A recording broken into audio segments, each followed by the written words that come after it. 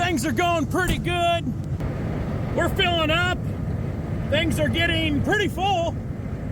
And where's the grain cart? Clear over there! Come on, hurry up! You're holding up the day! Find road gear, let's go! Hello world, welcome back to our 2025 wheat harvest, day number 2.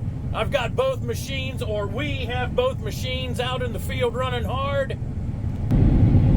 Junior and I are running the machines.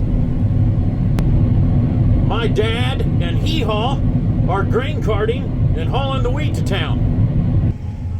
I've got a new addition that we've added to this 45-foot draper from MacDon. It is our little gauge wheels down there. Looky there. The sticker is still on the tire.